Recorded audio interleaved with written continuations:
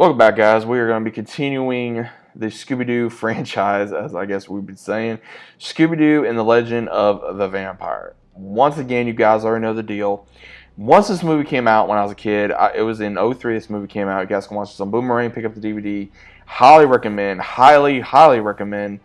This was another great movie. Again, the setting takes place in Australia with a vampire spirit terrorizing Australia because of a rock concert, and the gang comes to Australia.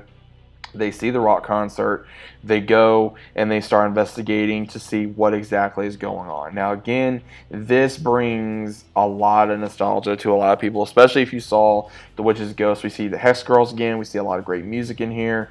The music in here was absolutely fire once again. Just magnificent, music, scenery, especially, with the whole, the Hex Girls going, "We do voodoo," or Scooby and Shaggy running from the vampires after eating, or trying to escape a shark, or figuring out how the Yahoo exists and what happened, and just going through exactly what happened to these legendary rockers that climbed this mountain and then became vampires, and later get revealed what really happened to them and all that kind of stuff. I think that this movie brings a lot of nostalgia for people that have interest in Australia or rock and roll, or Scooby-Doo in general, or vampires, or anything like that. I think a lot of people that remember this movie mainly remember the music, and I think that's why I think a lot of people, like myself, really enjoyed this movie, is because of the music and because of some of the action scenes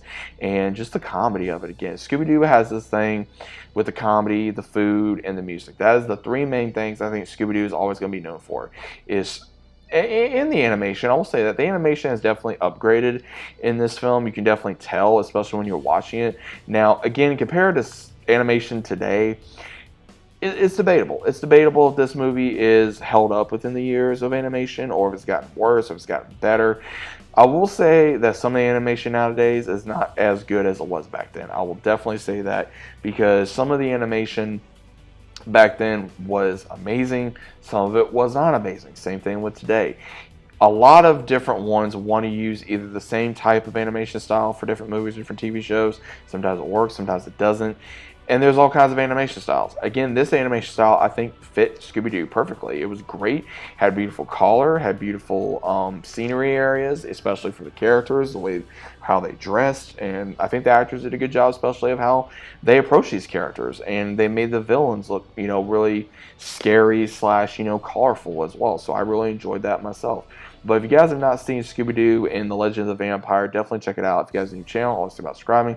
Leave a big like on the video if you guys enjoyed it. Again, very simple story, very easy to go off of. Not a whole lot to talk about, but again, if you guys have seen the movie, you guys know what I'm talking about. Comment down below if you have seen the movie, and I'll talk to you guys as always on the very next one.